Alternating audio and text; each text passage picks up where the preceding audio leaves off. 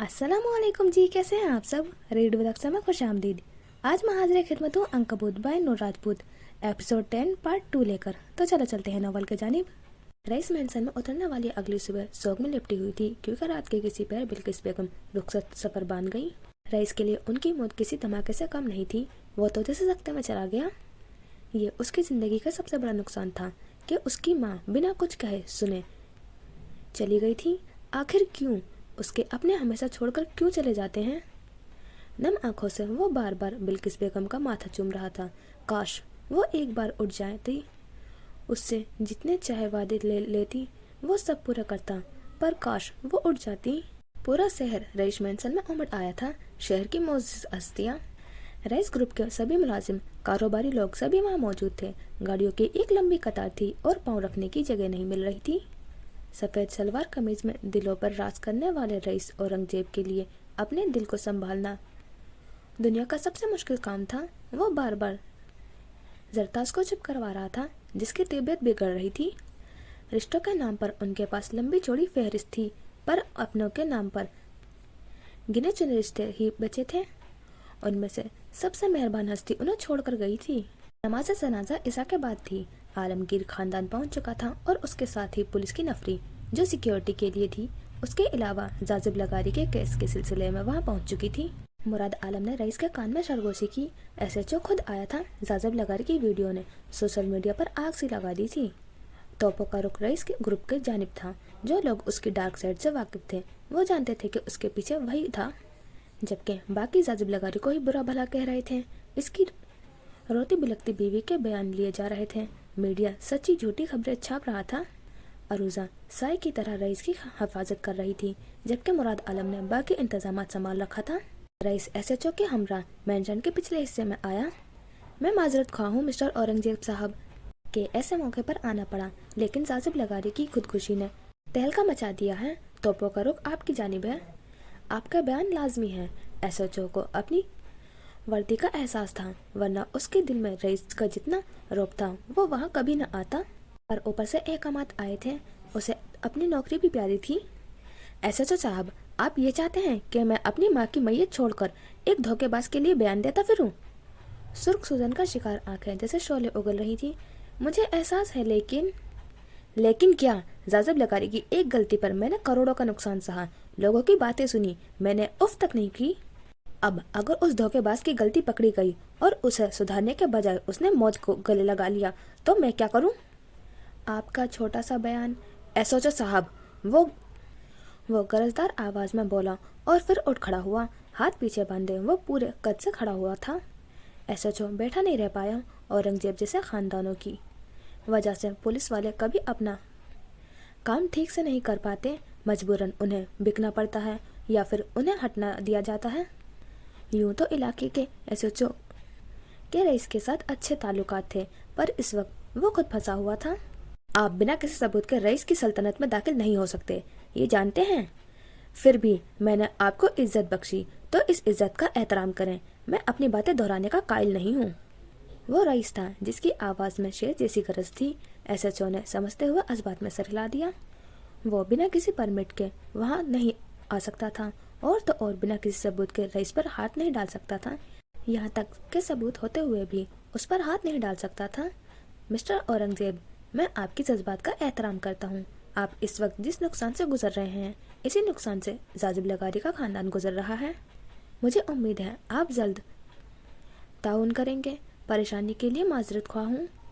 Rice ने गहरा सांस लेकर उसकी बात सुनी और फिर रुख मोड़कर मुराद आलम को देखा, जो उसके पीछे खड़ा था। मेहमानों की मेहमान नवाजी में कोई कमी नहीं आनी चाहिए, वो संजीदा लहजे में हुक्म देता बाहर निकल गया, जबकि मुराद इस बात में सर हिलाता उसके पीछे लपका। सोचो, मुट्ठियां भीज कर रह गया। इन अमीरजादों ने कानून को खिलौना बना रखा था। 100 दिन चोर का, एक दिन बादशाह का। एसएचओ ने गहरा सांस लेते कहा। उसे शक नहीं, पूरा यकीन था कि जाजिब लगारी की मौत का जिम्मेदार रईस औरंगजेब था, लेकिन सबूत न होने के बाद वो कुछ नहीं कर सकता था। जिंदगी में पहली बार हुआ था कि जोर ने विलियम के लिए दरवाजा बंद किया था। कई बार मुसलसल खटकाने के पर भी उसने दरवाजा नहीं खोला। विलियम दरवाजे के बाहर ही टेक लगाए कर बैठ गया। तुम्हें याद है जब हम बचपन में नार्निया मूवी के सीन रिक्रिएट करते थे, तो बस हम 4 ही होते थे। तुम एक बड़े जिम्मेदार भाई की तरह, मैं काम बिगाड़ने वाली की तरह, नैन्सी, बहादुर और निशा स्पेशल। तुम्हें पता है, हमें कभी किसी बाहर वाले की जरूरत नहीं पड़ी। वो जानता था दरवाजे की दूसरी जानिब जोर सुन रहा था। हम चारों एक दूसरे के लिए काफी थे। हमने कभी बाहर किसी से दोस्ती नहीं बनाई। फिर सब बदल गया जब हम चारों में एक बाहर वाला आ गया। उसका इशारा अहमद की जानिब था, जिसकी वजह से नैन्सी चली गई। वक्त बहुत तेजी से गुजर गया, यूँ लगता है जैसे सब ख्वाब है और रेत की तरह फिसलता जा रहा है। मुझे डर लगता है जॉर्ज, कहीं हमारे हाथ खाली न रह जाएं। दरवाजे से गर्दन टिकाए वो बड़े दिनों बाद यूं बात कर रहा था। कत्थई आंखें, कत्थई बाल, दोनों उसी तरह उलझे उलझे थे। राहदारी में जलती मशालें इसके खौफ की गवाह थी।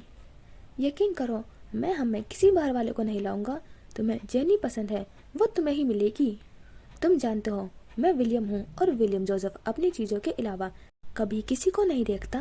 वो उसे यकीन दिलाना चाहता था, पर शायद दरवाजे के पार बैठा जॉर्ज चाहकर भी यकीन नहीं कर पा रहा था। जॉर्ज, उसने पूरी शिद्दत से पुकारा। दरवाजे के उस पार बैठे जॉर्ज ने दरवाजे से गर्दन टिका दी।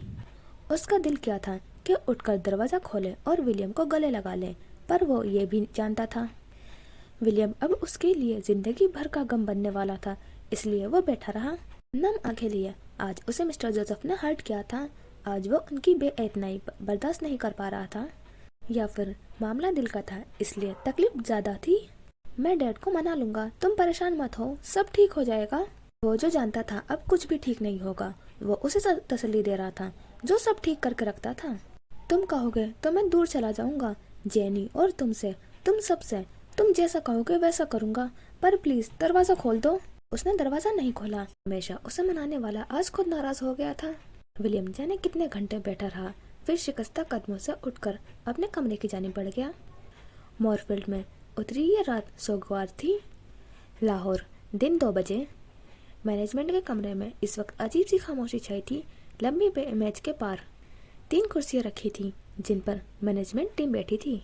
मेज के दाएं जानिब रखे सोफे पर सर वासिफ और मैडम रुशना बैठे थे, जबकि बाएं जानिब वाले सोफे पर सफदर और फजर टांग पर टांग जमाए बैठे थे। गर्दन दोनों की अकड़ी हुई थी और आंखें जतलाती हुई थी, क्योंकि उनके सामने ही जैन सजानी, फरवा सुहेल, जरका सुहेल और सुहेल असगर खड़े थे। सब हैरान थे और सबसे ज्यादा हैरान परेशान सुहेल असगर था, जो ये जानकर सदमे में चला गया था कि उसकी बेटियों ने क्या कारनामा सर अंजाम दिया था। सबूत ढूंढना जितना मुश्किल था उतना ही आसान। सफदर उस रोज जरका को जिस रेस्टोरेंट के लिए लेकर गया था, वहीं के कैमरे रिकॉर्डिंग से सबूत मिल गया था। जरका ने उसकी गाड़ी में बैठे जाने किस वक्त उसके बैग से अलमारी की चाबी निकाल ली थी, और जब वो रेस्टोरेंट में बैठे थे तब वो फ्रेश होने का बहाना करके बाहर आई थी और चाबी बाहर खड़े जैन और फरवा को दे दी, जिन्होंने एक दिन पहले ही सुहेल असगर का फायदा उठाते हुए प्रोजेक्ट रूम का कैमरा खराब कर दिया था। सुहेल असगर नहीं जानता था वो किस नियत से वहाँ आए थे, और फिर अपना काम करने के बाद वो वापस रेस्टोरेंट पहुंचे। जरका कॉल सुनने के बहाने बाहर निकली और चाबी वापस ले ली।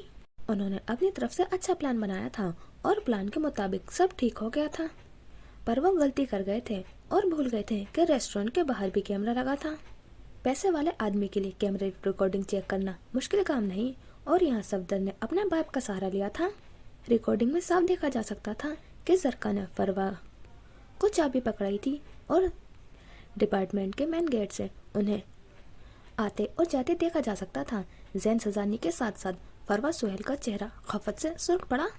सुहेल असगर को जाने दिया गया था क्योंकि फरवा ने खुद इकरार किया था कि उसके बाप की इसमें कोई गलती नहीं थी। फरवा सुहेल। मैडम रुशना ने बेयकीनी से उसे देखा।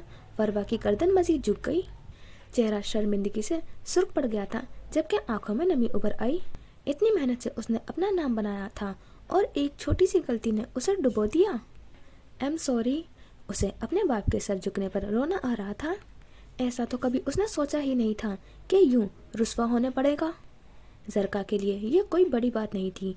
उसे सफदर की बोलती आंखें से उलझन हो रही थी, जबकि जैन सजानी खफत से सुर्ख पड़ चुका था। कभी सोचा नहीं था उसका खेल यूं उलट जाएगा। वो जबड़े पीछे खड़ा रहा। आप खुद बताएं, आप सबके साथ क्या किया जाए? मैनेजमेंट ने बराह रास्त पूछा। फरवा का सर मजीद झुक गया, مینجمنٹ سخت تھی اسٹوڈنٹ سے اس قسم کی سیاست اور اتنی بڑی غلطی کی شاید ہی انہوں نے توقع کی تھی۔ آپ لوگ بتائیں آپ کیا چاہتے ہیں، ان سب کے ساتھ کیا کیا جائے؟ ان کا رخ اب فضل اور صفدر کی جانب تھا۔ فضل نے گردن موڑ کر تینوں کو دیکھا، فروا کا سر اٹھا اور پھر پل بھر کو دونوں کی نظریں ٹکرائی۔ اس نے فروا کو آنکھوں میں بہت کچھ دیکھا، بہت کچھ چھین جانے کا خوف، محنت سے بنائی گئی پہچان ختم ہو جانے کا خوف، اگر انہیں نکال دیا تو کریئر ختم ہو جانے کا خوف، اس کے باپ کو بے عزت کر کے نکال دیا جائے گا خوف، بہت سارے خوف ایک محنتی اور ذہین لڑکی کی آنکھوں میں ایک ساتھ نظر آئے۔ فضل نے بے چینی سے پہلو بدلا، اسے بدلہ لینے سے اس وقت کون روک سکتا تھا؟ اس کے اندر کی سیاہی چیخ چیخ کر کہہ رہی تھی کہ سامنے کھڑے ان تینوں اسٹوڈنٹس کو رسوا کر کے نکلوا دیا جائے۔ فضل، اگر کبھی تمہیں کچھ چننے کا موقع ملے تو حکمت چننا، دانائی چننا، بڑا پن چننا۔ سفید فراق والی لڑکی کی آوازیں سماج سے ٹکرانے لگی۔ بولو اب، صفدر نے اس کی جانب جھکتے ہوئے سرگوشی کی۔ فضل نے خشک لبوں پر زبان پھیری، اندر یکدم ہی بے چینی بڑھ گئی۔ فضل ٹوٹ سکتی ہے، جھک نہیں سکتی، اور انہیں معاف کرنا مطلب خود کو جھکانا تھا۔ جب اچھائی برائی کی جنگ انسان کے اندر چھڑ جائے تو پھر سانس لینا مشکل ہو جاتا ہے، اور فضل اس وقت عجیب سی کیفیت میں تھی۔ ایک دن پہلے والی فضل کبھی معاف نہ کرتی، پر پچھلی رات جو اس نے سیکھا تھا، کیا تو وہ اسے جانے دیتی؟ کیا وہ ان کتابوں اور ان کی باتوں کو رائے گا جانے دیتی جو اچھائی کا سبق دیتی تھی اور جنہیں وہ پوری توجہ سے پڑھتی تھی؟ دماغ سائیں سائیں کرنے لگا۔ زین سزادی نے کھا جانے والی نظروں سے اسے دیکھا۔ اسے اپنے کیے پر شرمندگی نہیں تھی، بلکہ اسے اپنے پکڑے جانے پر غصہ آ رہا تھا۔ فضل، میڈم روشنا نے آواز گونجی، اور فضل نے چشمہ آنکھوں سے اتار کر بالوں پر جما دیا۔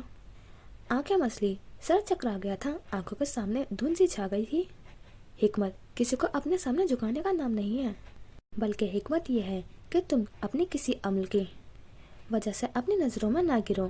اپنے قدر اونچا رکھنے کے لیے کبھی کبھی لچک پیدا کرنی پڑتی ہے، وہ لچک جس میں کوئی بھی نہ ٹوٹے۔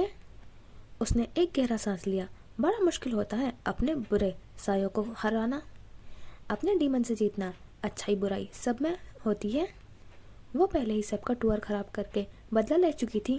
اگر مزید برا چاہتی تو اس لکیر سے نیچے گر جاتی جو دانائی اور برائی کے درمیان قائم ہے۔ بڑائی کا مطلب یہ ہرگز نہیں ہے کہ اپنا قد اونچا کرنے کے لیے دوسروں کو جھکا دو۔ کامیابی کے جینوں تک آسان کام ہے، اور ان پر چڑھنا سب سے مشکل۔ بازو سینے پر باندھے بلاخر وہ بول پڑی، اگر یہ سب اپنے کیے پر شرمندہ ہیں تو ہم ان کی معذرت قبول کر لیں گے۔ صفدر نے باقاعدہ گردن موڑ کر حیرت سے اسے دیکھا، جبکہ میڈم روشنا کے ساتھ ساتھ زین، فروا اور زرکا بھی حیران ہوئے۔ مینجمنٹ نے سکھ کا سانس لیا۔ کیا تم سب اپنے کیے پر شرمندہ ہو؟ تینوں سے پوچھا گیا۔ ایم سوری فضل، فروا دل و جان سے شرمندہ تھی۔ زرکا نے بھی معذرت کی، ایک سوری سے عزت بچ رہی تھی، یہ برا نہیں تھا۔ ایم سوری، زین سزانی نے جبڑے بھیج کر بولا، کیونکہ فروا اسے کونی سے ٹھوکے دے رہی تھی۔ It's okay. زین کی انا ایک بار پھر مجروح ہوئی تھی۔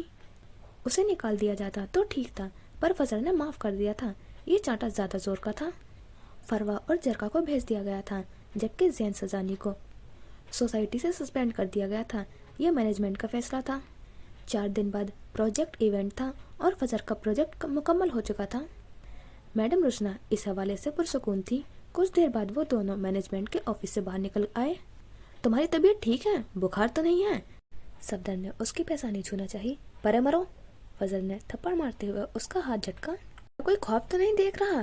فضل مراز نے معاف کر دیا، یہ کیسے ممکن ہے؟ فضل مراز جھک گئی، کیسے؟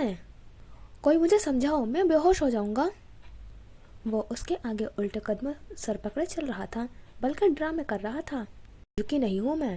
ہلکا لیمو رنگ کی لون کی لمبی فراک پہنے، بیگ کندھے پر ٹانگے، دراز قد فضل راہداری میں قدم بڑھا رہی تھی۔ بال جوڑے میں قید تھے اور ڈھلا ہوا چہرہ پہلے سے پرسکون تھا۔ خود میں لچک پیدا کی ہے۔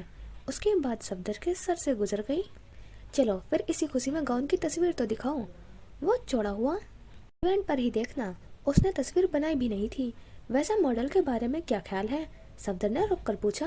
اگر تم کہو تو میں ڈیٹ سے بات کر کے رئیس سے ایک عدد ماڈل نہیں، فضر نے اس کی بات کاٹ دی. پہلے اس نے بھی ماڈل کا سوچا تھا.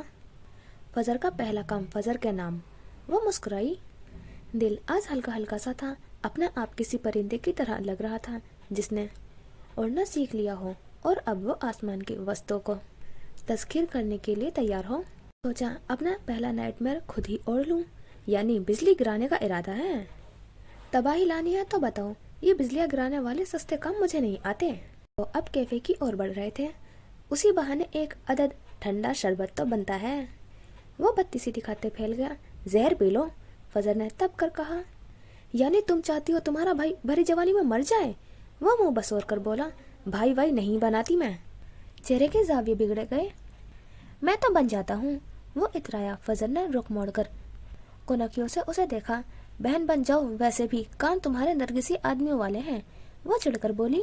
دیکھو پرسنل ہونا اچھی بات نہیں ہے. صفدر کے تاثرات فوراً بدلے. میں تو ہو جاتی ہوں، اس نے صفدر کی انداز میں جواب دیا. آئندہ خیال رکھنا، وہ منہ بسور کر بولا. جی بہن، آئندہ خیال رکھوں گی. وہ اسے سلگا کر کیفے کے اندر داخل ہو گئی، جبکہ صفدر جل بھن کر اس کے پیچھے ہی داخل ہو گیا. وہ نہیں سدھر سکتی تھی. جوزف پیلس میں اترنے والی اگلی صبح کافی خاموش تھی. ولیم دیر سے آنکھ کھلی. وہ اٹھتے ہی کمرے سے بھاگا. رخ جورج کی کمرے کی جانب تھا. کمرے تک پہنچا تو دروازہ کھلا ہوا تھا، البتہ جورج غائب تھا. وہ اس کے اٹھنے سے پہلے ہی اسٹوڈیو جا چکا تھا. ولیم کے کندھے جھک گئے. دل پر دیر و بوجھ آن گرا. واپس اپنے کمرے میں آ کر اس نے فون ملایا تو اس نے فون نہیں اٹھایا. 3-4 بار نمبر ملانے پر بھی کوئی جواب موصول نہیں ہوا. اس نے فون بے دلی سے بیڈ پر پھینک دیا. کھڑکی سے باہر دیکھا تو تیز ہوا چلتی محسوس ہوئی. بادل آ جا رہے تھے. آدھے گھنٹے بعد فریش ہو کر وہ سیڑھیاں اترتا رہا تھا. مسٹر جوزف کے پیلس میں ہوتے وہ سب ایک ساتھ ناشتہ کرتے تھے اور آج یقیناً اس کے بغیر ہی کر لیا گیا تھا. دل میں عجیب سی چبھن ہوئی. آنکھوں کے پپوٹے بھاری ہونے لگے. شاور لینے پر اسے آنکھوں میں جلن ہوتی محسوس ہوئی تھی اور پھٹا ہونٹ بھی تکلیف دے رہا تھا. جیسے ہی وہ آخری سیڑھیوں تک پہنچا ٹیلی فون کی گھنٹی بجنا شروع ہوئی. لاؤنج میں کوئی بھی نہیں تھا. نینی اور نیسا نظر نہیں آئی. آج اس کا ارادہ عیسیٰ ماموں سے ملنے کا تھا، کیونکہ وہ واحد شخص تھا جس سے مل کر دل کو سکون سا احساس ہوتا تھا. وہ ٹیلی فون کی بجتی گھنٹی نظر انداز کر کے گزر جانا چاہتا تھا، پر گھنٹی بند ہونے کا نام ہی نہیں لے رہی تھی. پینٹ پر سفید سلیک شرٹ پہنے اور ڈینم کی سیاہ جیکٹ پہنے وہ بیزار سا ٹیلی فون کی جانب بڑھا. کتھئی بال گیلے ہونے کے باعث پیچھے کی جانب سیٹ تھے. فون کے قریب پہنچ کر اس نے کریڈل اٹھایا. ہیلو. لہجے میں بیزاری واضح تھی. 1-2 ملازم صفائی کرتے نظر آئے، پر صوفی کے علاوہ کوئی اور فون نہیں اٹھا سکتا تھا. آج صوفی بھی جانے کہاں غائب تھی. ہیلو برادر ان لو. تپانے والے آواز گونجی. ولیم کو چند سیکنڈ بھی نہیں لگے تھے سمجھنے میں کہ دوسری جانب کون تھا. آواز سنتے ہی اس کے تاثرات تن گئے. پٹیاں پھول گئی. کون ہے؟ اس نے انجان بننے کی کوشش کی. پہچان تو لیا ہوگا. اپنی بہن سے کہو میرا فون اٹھائے. صبح میرا نام سنتے ہی گھبرا کر کاٹ دیا تھا اور اب تک فون نہیں اٹھایا. ولیم کے سر پر لگی اور تلووں پر بجھی. ہمت کیسے ہوئی اس کی نیسا کا نام لینے کی؟ بکواس بند کرو جیکب. وہ دبی دبی آواز میں چلایا. او سالے صاحب برا مان گئے، پر برا ماننے والی بات تو نہیں ہے. نیسا میری ہونے والی فیون سے ہے. نیسا کا نام مت لو جیکب. ولیم پھر سے پھنکارا. چہرہ سرخ پڑ چکا تھا. کن پٹی کی رگیں مزید پھول گئی تھی. جیکب کے سامنے ہوتا تو گلا دبا دیتا. نیسا کا روتا چہرہ سامنے آیا تو جسم میں شرارے سے بھرنے لگے. میرے خیال سے تمہیں زینی پر توجہ دینی چاہیے. نیسا کو میں سنبھال لوں گا، خباثت سے کہتا. وہ اسے جان بوجھ کر سلگا رہا تھا. نینسی والے حادثے کو وہ آج تک نہیں بھولا تھا. اسے ولیم سے نفرت تھی اور یہ اچھا موقع مل گیا تھا اسے ولیم کو ذلیل کرنے کا. اگر تم نے ایک بار اور میری بہن کا نام لیا تو پھر کسی کا نام لینے کے قابل نہیں رہو گے. وہ خالی دھمکی نہیں دے رہا تھا، پر دوسری جانب جیکب کا کہکا بلند ہوا. کیا کر لو گے ہاں؟ سمجھتے کیا ہو خود کو؟ سنا ہے آج کل توپ بندے پھر رہے ہو. اوقات میں رہو ورنہ پچھتاؤ گے. سمجھ آئی؟ آپ کے پیسے پر تو جیکب کو بھی گھمنڈ تھا اور پھر چمکتا ستارہ ہونے پر وہ کسی کو خاطر میں نہیں لاتا تھا. سامنے آؤ پھر بتاتا ہوں. ولیم پیچھے کیسے رہ سکتا تھا؟ اچھا ایڈریس دے رہا ہوں، آ جاؤ پھر بیٹھ کر گپ شپ کریں گے. جیکب نے پھیلتے ہوئے اسے اپنے پرائیویٹ اپارٹمنٹ کا پتہ بتایا. یہ غلطی کر دی تھی اس نے. فون ٹوٹو بجنے لگا تو ولیم نے غصے سے کریڈل پٹکا. दोनों हाथों से चेहरा साफ करते वो लाल बाबू का चेहरा लिए इधर उधर देखने लगा और फिर नजर स्टोर रूम में पड़ी। अगले ही लम्हे वो तेजी से स्टोर रूम की जानिब बढ़ा। जैकब ने खुद बुलाया था, अगर वो ना जाता तो फिर तुफ है उसके जोसेफ होने पे। चंद मिनटों बाद वो स्टोर रूम से बाहर निकला। एक हाथ में बॉटल सिलेंडर था, जबकि दूसरे हाथ में 4 फुट लंबा और 4 इंच चौड़ा लकड़ी का डंडा, और अगले ही पल वो जबले बीसते खारजी दरवाजे की जानिब बढ़ रहा था। आंखें जैसे शोला उगल रही थी। नैनी अपने कमरे से निकली तो उन्होंने विलियम को डंडा कंधे पर जमाए और दूसरे हाथ में बॉटल सिलेंडर थामे तेज तेज जाते देखा। उनका दिल उछलकर हलक में आया। विलियम, नैनी ने अकब से पुकारा। विलियम, कहाँ जा रहे हो? विलियम को कुछ सुनाई नहीं दे रहा था। जब तक वो तेज तेज चलती और दरवाजे तक पहुंचती, तब तक विलियम घर की गाड़ी को स्टार्ट किए उनकी आंखों के सामने जन से गुजर गया। या खुदा, खैर कर। नैनी ने दहल कर सीने पर हाथ रखा। निशा उनकी आवाज पर कमरे से निकल आई थी। नैनी, क्या हुआ? वो परेशान खड़ी नैनी को संभालने की कोशिश कर रही थी। वो विलियम पता नहीं कहाँ गया है। नैनी के चेहरे का रंग उड़ चुका था। आप परेशान मत हो, आए मेरे साथ। वो उन्हें कंधों से थामकर वापस ले गई। जबकि विलियम आधे घंटे की रेस ड्राइविंग के बाद मतलूबा इमारत तक पहुंच गया था। उसे दाखिली दरवाजे पर ही रोक लिया गया था। फिर जैकब के कंफर्म करने के बाद उसे जाने दिया गया। अलबत्ता उसके कंधे पर रखा डंडा और हाथ में बोतल सिलेंडर उससे मशकूक बना रहे थे, पर जैकब ने खुद शनाख्त कर दी थी तो उसे जाने दिया गया। वो सीढ़ियाँ फलांगता ऊपर तक आया। फिर मतलूबा अपार्टमेंट के सामने पहुंचकर उसने जोरदार लात मारकर दरवाज़ा खोला। दरवाज़ा लॉक नहीं था। शोर की आवाज़ पर लाउंज में अपने दोस्तों के मजाक उड़ाता जैकब उछल पड़ा। विलियम ने वाल घुमाकर सिलेंडर ऑन किया और अगले ही पल वो उनके सरों पर पहुंच चुका था। जलता सिलेंडर उसके हाथ में देखकर जैकब की सिट्टी गुम हुई। विलियम ने बिना कुछ कहे सुने जैकब का निशाना लेकर डंडा घुमाकर उसे दे मारा। अगर वो नीचे ना झुकता तो उसका सर उड़ जाता, पर अब डंडा पीछे दीवार में लगे शीशे से टकराकर नीचे गिर चुका था। शीशे के साथ काफी चीजें टूटकर बिखर गई थी। जैकब और उसके दोस्तों में हड़बड़ाहट सी मच गई। विलियम, पागल हो गए हो? अपना बचाव करता जैकब चिल्लाया। उसकी सिट्टी गुम हो चुकी थी। विलियम जलता सिलेंडर हाथ में लिए उसके पीछे लपका। ये देखकर बाकी लड़के भाग जाना चाहते थे, पर विलियम ने भागने नहीं दिया। उन्हीं लड़कों के सामने उसने निशा का मजाक उड़ाया होगा। मैंने कहा था मेरी बहन का नाम मत लेना। उस पर वाकई भूत सवार था, जबकि जैकब का दिल उछलकर हलक में आया था। अगर उसने किसी चीज में लगा दी तो, अगर आग लग गई तो, अगर उसे ही आग लगा दी तो। तुम्हारा दिमाग खराब हो गया है, होश में आओ। वो सोफे के पीछे खड़ा उसके बचने की कोशिश कर रहा था। और तुम्हारा दिमाग ठिकाने लगाने में मुझे जरा देर नहीं लगेगी। वो रुक गया, सिलेंडर वाला हाथ आगे करके रखा ताकि वो डरा रहे। ये मेरी आखिरी वार्निंग है जैकब, मेरी बहन से दूर रहो, वरना ऐसी शक्ल बिगाड़ूंगा कि दिखाने के लायक नहीं रहोगे। उसने जैकब के पीछे वाली खिड़की का निशाना लेकर सिलेंडर घुमाकर दे मारा, जो खिड़की का शीशा तोड़कर बाहर निकल गया। ठा की आवाज गूंजी। यकीनन सिलेंडर नीचे गिर चुका था। जैकब घबराहट में सर पर दोनों हाथ रखते नीचे गिरा। इससे पहले कि सिक्योरिटी ऊपर तक आती, वो उस पर तायराना नजर डालता अपार्टमेंट से बाहर निकला। जैकेट से मास्क निकालता मुंह पर लगाया, जैकेट उतारकर बाजू पर फैलाई। लिफ्ट में दाखिल होकर ग्राउंड फ्लोर का बटन दबाया और चंद सेकंड में वो नीचे था। तेजी से गाड़ी की जानिब बढ़ा। सीढ़ियों पर भारी बूटों की आवाज सुनी जा सकती थी। यकीनन सिक्योरिटी ऊपर की जानिब भाग रहे थे। जब तक सिक्योरिटी ऊपर पहुंची, वो गाड़ी में बैठकर निकल चुका था। चेहरे पर लगे मास्क ने उसे बचा लिया। एडनबरा की सड़कों पर गाड़ी भगाते उसके जबड़े अभी तक भिजे हुए थे, भवें सिकड़ गई थी। दिल तो कर रहा था जैकब का हशर नशर कर दे, पर उस जैसे एक्टर के लिए ट्रेलर ही काफी था। पिक्चर देखने की हिम्मत नहीं थी उसमें।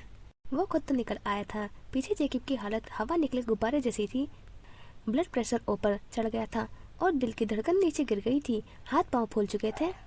वो डिफॉल्ट पीस के रंगों से ना वाकिफ था, वरना उसे यूं सरेआम दावत देने से पहले जरूर सोचता। जैकब, तुम ठीक हो?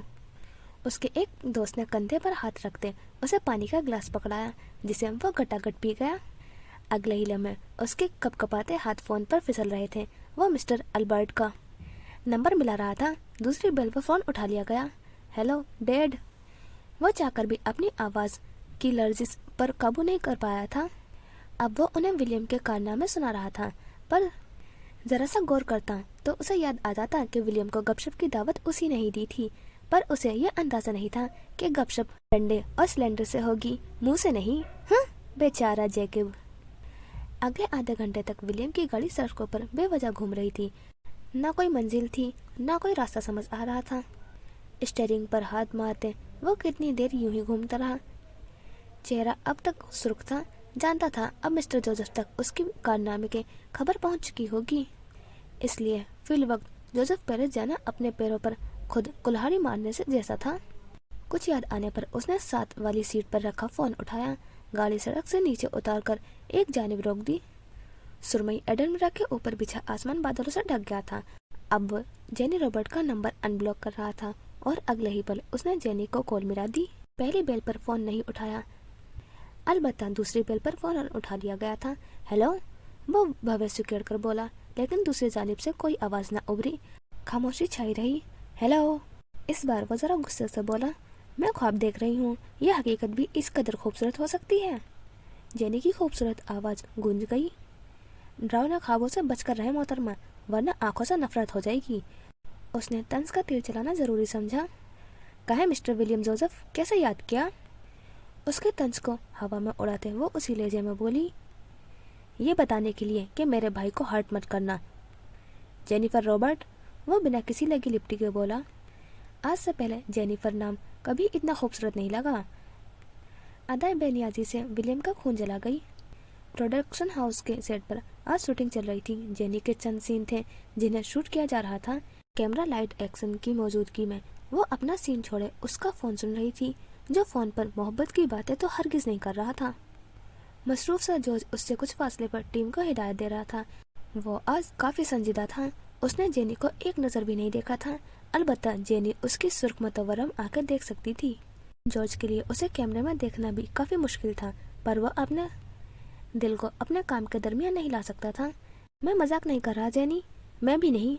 इस बार वो संजीदा हुई। जिसने मेरे भाई का दिल तोड़ा, मैं उसकी गर्दन तोड़ने में जरा गुरेज नहीं करूंगा। वो लहजे का जहर उंडेलने लगा। जेनी फीका सा हंस दी। तुम्हारे भाई के जज्बात की जिम्मेदारी नहीं उठा रखी मैंने। इस बार वो संजीदा हुई। चेहरे पर आहानत उभर आई। क्या समझता था वो उसे? तो फिर अपने जज्बात अपने तक महदूद रखो। विलियम जोसेफ कोई अवार्ड नहीं है जो तुम्हें अच्छी अदाकारी की बदौलत मिल जाएगा। उसका जवाब सुने बिना ही उसने फोन काटकर साथ वाली सीट पर फेंका। डैम इट, एक बार फिर स्टीयरिंग पर हाथ मारकर गुस्सा निकाला। दिमाग दर्द करने लगा था, पर समझ नहीं आ रहा था सब ठीक कैसे करे। थक हार कर उसने स्टीयरिंग की जानिब गाड़ी का रुख मोड़ दिया। शायद इसे मामू ही कुछ मदद कर पाए। कुछ कहानियां अजल से ही सौगवार होती हैं। न कोई शुरुआत, न ही कोई इख्तिताम, और न ही कोई सुकून का पल। एक ऐसा लम्हा जो हमारी अपनी कहानी में सिर्फ हमारा हो, पर कुछ ख्वाहिश ही रह जाती है। ऐसा ही कुछ फलक आलमगीर के साथ हो रहा था। पिछले 2 दिन में उसने कई बार रईस को देखने की कोशिश की थी और हर बार नजरें हटा देती। पता नहीं क्यों वो उसे पूरे हक से देख ही नहीं पा रही थी। सोशल मीडिया पर हर वक्त हंसता मुस्कुराता नजर आने वाला शख्स, जिसे उसने पिछले 13 सालों में सिर्फ मोबाइल के फोन की स्क्रीन पर देखा था, उसे सामने से देखना इतना मुश्किल क्यों था? आज उसे एहसास हुआ था कि जिंदगी सोशल मीडिया की रील्स में दिखाई जाने वाली रंगीनियों से कई मुख्तलिफ होती है। कैमरा हटते ही रोशनी गायब हो जाती है, रंग फीके पड़ जाते हैं और चेहरे पर चढ़ा मुस्कुराहट का मास्क उतार कर रख दिया जाता है। पूरा आलमगीर खानदान रईस मैंशन में मौजूद था, पर पिछले 2 दिनों में उसे रईस बमुश्किल ही नजर आया था। उसे तो शायद एहसास भी नहीं था कि फलक भी वहाँ मौजूद थी। अलबत्ता फलक के लिए ये लम्हा चाहे गम के ही क्यों ना हो, लेकिन उसकी जिंदगी की सबसे खूबसूरत लम्हे थे। यूं भी बिल्किस बेगम से उसकी कोई जज्बाती वाबस्तगी नहीं थी। हाँ, उसे रईस और जरी को देखकर दुख हुआ था, पर इस पल यहाँ रईस मैंशन में मौजूद होना उसके लिए काबिल फख्र था। कई कनालों पर फैली ये सफेद हवेली उसके अंदर मजीद सफेदी उतार रही थी। वो मुतमईन थी जब तक यहाँ थी, उनके लम्हों का जीना चाहती थी। अलबत्ता लड़कियों वाला मैं क्यों पहले बुलाऊं, मूड ऑन था। रईस ने उससे अब तक बात नहीं की थी, तो वो क्यों करती? मैं राइटर हूँ, मेरी भी कोई इज्जत है। गर्म दूध का गिलास ट्रे में रखते वो हौले से बड़बड़ाई। बड़ी बड़ी मुड़ी हुई पलकें खपकी से उठ झुक रही थी। गुलाबी लंबी फ्रॉक पहने, बालों को जूड़े में कैद किए, दुपट्टा सर पर जमाए, अब اس کا رخ احمد اورنگزیب صاحب کے کمرے کی جانب تھا۔ وہ 2 دنوں میں ان سے کافی مانوس ہو گئی تھی۔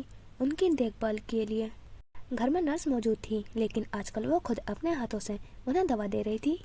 ٹرے اٹھائے ذہن کے تانوں بانوں میں الجھی وہ سیڑھیاں چڑھ کر اوپر آئی، راہداری میں چلتے ان کے کمرے کی جانب بڑھ رہی تھی جب اچانک رک گئی۔ دل اچھل کر حلق میں آ گیا۔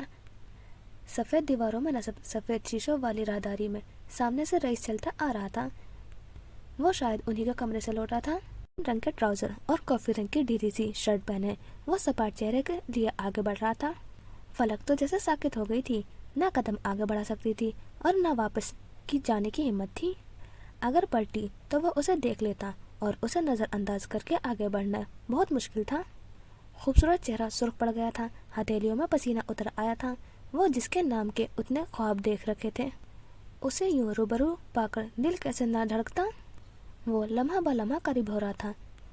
سیلنگ سے لٹکے برقی کمکمے اس کی دماغ کا مقابلہ کرنے کی کوشش میں بے حال ہو رہے تھے، پر مزال ہے جو رئیس اورنگزیب سے جیت پائے۔ وہ اسے نہیں دیکھ رہا تھا۔ ٹراؤزر کی جیبوں میں ہاتھ پھنسائے وہ چمکتے ماربل پر اپنے بڑھتے قدم کو دیکھ رہا تھا۔ نرم سی چپل پہنے رف سے ہولیا میں بھی وہ اتنا اچھا لگ رہا تھا جتنا کسی شوٹ کے دوران لگتا تھا۔ وہ قریب پہنچا تو فلک بھی سر جھکا کر قریب سے گزری۔ تم فلک ہو نا؟ عقب سے ابھرنے والی آواز پر فلک کے ہاتھ سے ٹرے گرتے گرتے بچی۔ وہ رک گئی۔ اس کے عقب میں رئیس رخ موڑے کھڑا تھا۔ فلک کا دل اچھل کر حلق میں آیا۔ فیمنین انرجی پر لمبے لمبے گیان لکھنے والی، فون پر اسے کھری کھری سنانے والی فلک عالمگیر میں رئیس کے جانب رخ موڑنے کی ہمت نہیں تھی۔ کم آن فلک، خود کو دلاسا دیتے اس نے قدم بڑھا کر دیوار کے ساتھ رکھے اونچے ٹانگوں والی میز پر ہاتھ میں رکھی ٹرے رکھ دی۔ میز کے اوپر خوبصورت گلدان رکھا تھا جس میں سفید گلاب کے پھول مہک رہے تھے۔ اس گلدان میں روزانہ تازہ پھول سجائے جاتے تھے جن کی خوشبو پورے راہداری میں مہکتی رہتی تھی۔ ٹرے رکھنے کے بعد اس نے پلٹ کر رئیس کی جانب دیکھا۔ جی ہاں، میں ہی فلک عالمگیر ہوں۔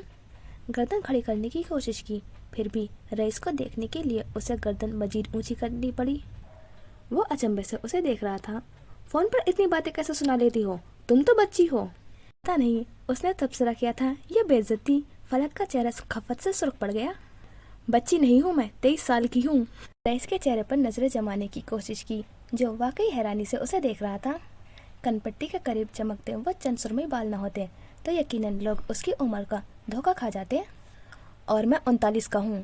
تمسکر اڑاتا لہجہ لیے وہ یوں ہی ٹراؤزر میں جیب میں ہاتھ ڈالے آگے بڑھا۔ فلک کو اپنے چہرے سے آگ نکلتی محسوس ہوئی۔ وہ لمبی لمبی تقریریں جو یاد کر رکھی تھی کہ اس سے ملے گی تو سنائے گی، وہ سب اڑن چھو ہو گئی، زبان تالو سے جا لگی۔ کم بخت، محبوب کا سامنا دنیا کا سب سے مشکل کام کیوں ہے؟ ویسے اتنی بے وقوف لگتی تو نہیں ہو تم۔ وہ اس سے 2 قدم کے فاصلے پر کھڑا دلچسپی سے اس کی اڑی رنگت دیکھ رہا تھا۔ ہاف سلیو شرٹ سے جھانکتے کثرتی بازو نمایاں تھے۔ اس کی گندمی رنگت پر یہ کافی رنگ اچھا لگ رہا تھا۔ جو دوسروں کو بے وقوف سمجھتے ہیں ضروری نہیں وہ خود عقل مند ہو۔ ہمت جٹا کر کہہ دیا۔ فلک نے پلکیں اٹھائی اور وہ مسکرا دیا۔ 2 دنوں بعد اس کے چہرے پر مسکراہٹ ابھری تھی۔ تمہاری آنکھیں، وہ سحر انگیز لہجے میں بولا تو فلک کو اپنی ٹانگوں سے جان نکلتی محسوس ہوئی۔ تمہاری یہ آنکھیں سالم بندہ نکل جائیں پھر بھی تمہیں اپنی عمر کا کوئی لڑکا ملا نہیں جو 13 سالوں سے میرے انتظار میں بیٹھی ہو۔ لہجے میں چھپا طنز چھپا نہیں رہ سکا۔ فلک کو اپنے دل پر گھوسا پڑتا محسوس ہوا۔ وہ اسے جھجھ کر رہا تھا۔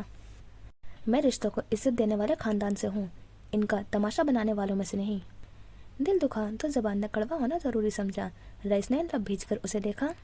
اچھی بھلی لڑکی کو اس سے باندھ کر اس کی زندگی خراب کر دی تھی، جبکہ فلک نے پلکیں جھکاتے آنکھوں میں ابھر آنے والی نمی کو پینے کی کوشش کی۔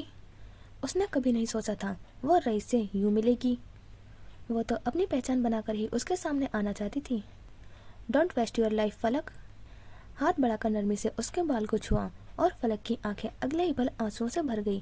وہ حیرانی سے اسے تکے گئی۔ جانتی تھی بڑوں نے رئیس سے اس کا رشتہ ایک سمجھوتے کی بنیاد پر کیا تھا۔ اپنی پہچان بناؤ۔ وہ گال تھپتھپا کر واپس پلٹ گیا۔ فلک کا دل کسی نے مٹھی میں پکڑ کر بھیج دیا۔ ایسے کیسے وہ جان چھڑا کر جا سکتا تھا، اور اسے جان چھڑانا آج ہی کیوں یاد آیا؟ اسی دن انکار کیوں نہ کیا تھا جب یہ رشتہ طے ہوا تھا؟ وہ تو 10 سال کی تھی پر رئیس تو بالغ تھا۔ आखिर क्यों? दिल कुरला उठा। वो इतना मतलबी कैसे हो सकता है? अपना काम निकाल कर वो आज उससे मुकर नहीं सकता।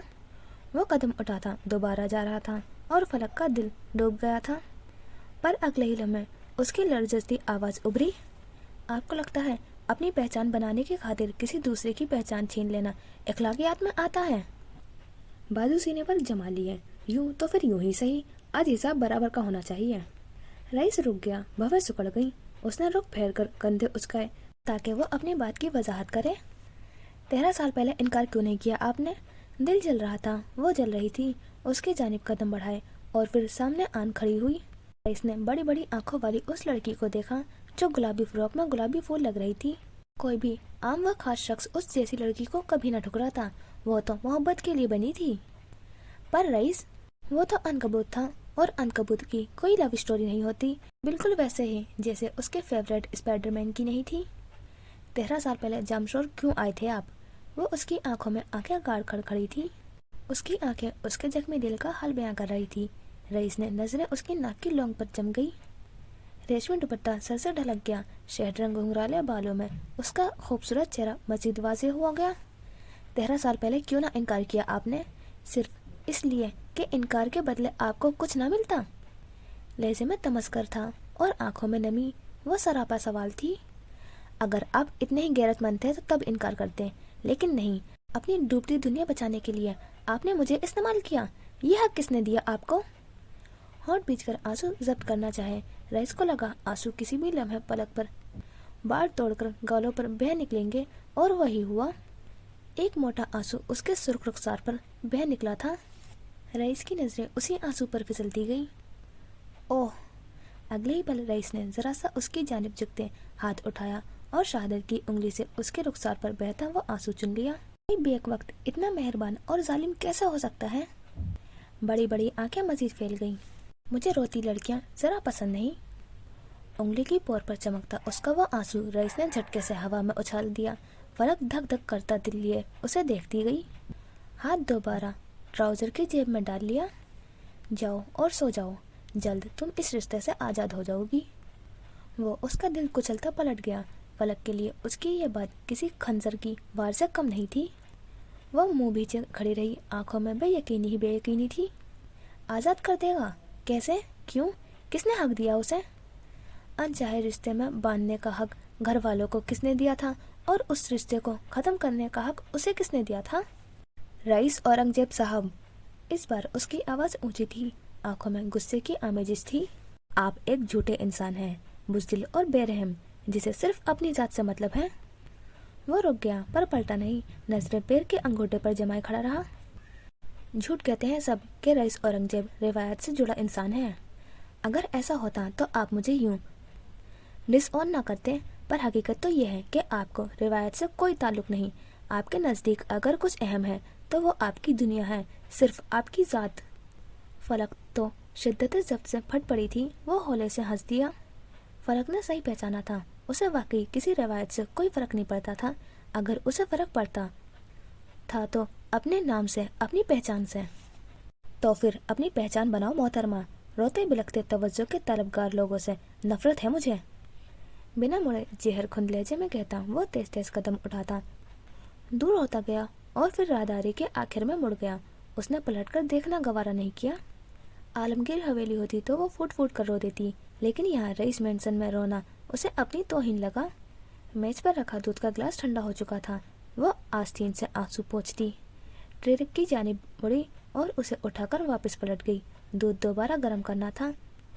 खिड़कियों से गिरती रात फलक के दिल की तरह मजीद बोझल हो गई थी। निशा नैनी को दिलासा देकर अपने कमरे में वापस आई तो दरवाजे पर ठिठक कर रह गई। मिस्टर जोसेफ उसके कमरे में मौजूद थे। ये बास हैरान था। वो उसके बाद के साइड टेबल पर रखा वो फोटो फ्रेम उठाकर देख रहे थे, जिसमें निशा 5 साल की थी और मिस्टर जोसेफ के गले में बाहें डाले खड़ी थी। बेड से कुछ फासले पर खिड़की के साथ दीवान सोफा रखा था। डैड, आप यहाँ? वो खुशगवार हैरत लिए अंदर दाखिल हुई। उसे याद भी नहीं था पिछली बार वो उसके कमरे में कब आए थे, पिछली बार कब उन्होंने उसे गले लगाया था। वो उनका बाप था, फिर भी सदियों के फासले पर था, और आज खुद चलकर आया था। निशा का हैरान होना तो बनता था। اس کی آواز پر وہ پلٹے اور مسکرا دیے۔ ادھر آؤ۔ صوفے پر بیٹھتے انہوں نے نسا کو اپنی جانب بلایا۔ وہ خوشی سے ان کی جانب بڑھی اور پھر ان کے ساتھ صوفے پر بیٹھ گئی۔ مسٹر جوزف نے اس کے گرد بازو پھیلائے، اس کا سر کندھے سے ٹکا لیا۔ نسا کے لیے یہ اتنا حیران کن تھا کہ وہ ساگت جم گئی۔ ہاتھ میں فوٹو فریم پکڑے وہ اسے دیکھ رہے تھے۔ یقین نہیں ہوتا تم اتنی بڑی ہو گئی، یوں لگتا ہے جیسے کل کی ہی بات ہے۔ فریم واپس رکھتے انہوں نے نسا کے سر پر بوسہ دیا۔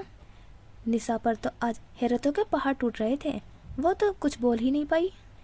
کئی لمحے یوں ہی ان کے کندھوں سے لگی بیٹھی رہی، کچھ نہ بولی۔ مسٹر جوزف بھی خاموش بیٹھے رہے۔ وہ اس اپنائیت کو محسوس کرنا چاہتی تھی جس کے لیے ساری عمر ترستی تھی۔ آج اسے لگا تھا جیسے وہ بیکار نہیں تھی۔ آج اسے لگا تھا اس کا ایک باپ، اس کا ایک ڈیڈی بھی ہے۔ میں سوچ رہا تھا آج ہم دونوں باپ بیٹی ڈنر کرنے چلیں۔ نسا نے باقاعدہ ان کے کندھے سے سر اٹھا کر انہیں دیکھا۔ کیا واقعی وہ اس کا ہی باپ تھا نا؟ وہ مسٹر جوزف ہی تھا نا؟ مسٹر جوزف نے اس کی حیرت سے اٹھے ہوئے چہرے کو دیکھا اور پھر مسکرا دیے۔ تمہارا فیوریٹ ریسٹورینٹ کون سا ہے؟ آج تو اسے خوشی اور حیرت مار ہی دیتی۔ فیوریٹ؟ نسا نے زیر لب دہرایا۔ اس کا کچھ فیوریٹ تھا ہی نہیں۔ اسے یاد کرنے بھی اپنا کچھ فیوریٹ یاد نہیں آیا۔ بتاؤ بھی۔ اسے دیکھ کر انہوں نے محبت سے سوال کیا۔ جو آپ کو پسند ہو وہ بس اتنا ہی کہہ پائی۔ کیا نسا کی اپنی کوئی پہچان نہیں تھی؟ ٹھیک ہے، آج ڈنر میری طرف سے، 8 بجے ریڈی رہنا۔ اس کا دل کیا وہ اچھلے کودے ناچے گائے، پوری دنیا کو بتائے کہ اس کا باپ آج اسے اپنے ساتھ باہر لے جا رہا ہے۔ اس کا باپ آج اس کے کمرے میں آیا تھا۔ اس کے باپ نے آج اسے محبت سے بوسہ دیا، پر وہ تو سانس بھی نہیں لے پائی۔ آنکھوں میں نمکین پانی اکٹھا ہونے لگا۔ کچھ لمحے مزید خاموشی کے نظر ہوئے، پھر اسے مسٹر جوزف کی آواز سنائی دی۔ میں پوچھنا چاہتا ہوں تمہیں میرے کل والے فیصلے پر کوئی اعتراض تو نہیں؟ دل مرجھا گیا، ساری خوشی جھاگ کی طرح بیٹھ گئی۔ میں جانتا ہوں میری بیٹی بہت فرما بردار ہے، اور یہ بھی جانتا ہوں وہ مجھے کبھی لیٹ ڈاؤن نہیں کرے گی۔ وہ اس کے جواب سے پہلے ہی اس کے کندھوں پر اپنی توقعات کا بوجھ ڈالتے گئے۔ میں جانتا ہوں میری نسا بالکل بھی نینسی جیسی نہیں ہے، نہ وہ اس کی طرح مجھے پریشان کرے گی۔ پھر بھی میں تم سے تمہاری مرضی پوچھنا چاہتا ہوں۔ بولو نشا، تم کیا چاہتی ہو؟ ماں باپ کی محبت کی بھوکی اولاد کو ذرا سی توجہ دے کر ان کے گلے پر چھرے بھی پھیر دو تو وہ اف تک نہیں کریں گے۔ کیا ہوگا اگر وہ انکار کر دیں؟ وہ اپنے باپ کو مایوس کر دے گی۔ یہ محبت، یہ شفقت دوبارہ کبھی نصیب نہیں ہوگی۔ اس کا باپ ناراض ہو جائے گا اور وہ انہیں ناراض کرنے کی ہمت نہیں کر سکتی۔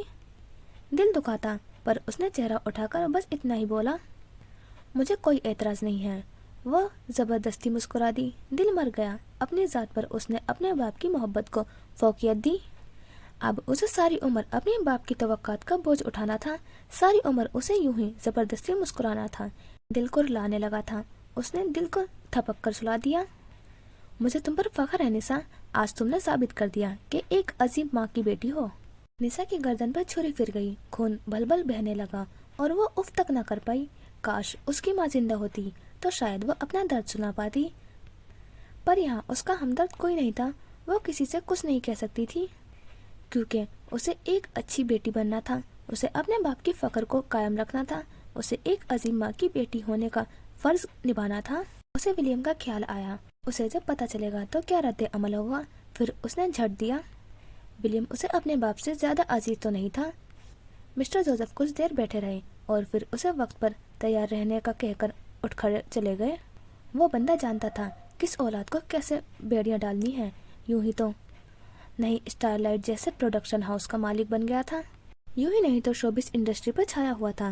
دماغ چاہیے ہوتا ہے، اور جوزف پیٹرسن دماغ ورثات میں لے کر پیدا ہوا تھا۔ تم سلنڈر لے کے اس کے فلیٹ میں گھس گئے؟ عیسیٰ ماموں نے بے یقینی سے اسے دیکھا۔ ہاں، ولیم نے اسبات میں سر ہلا دیا۔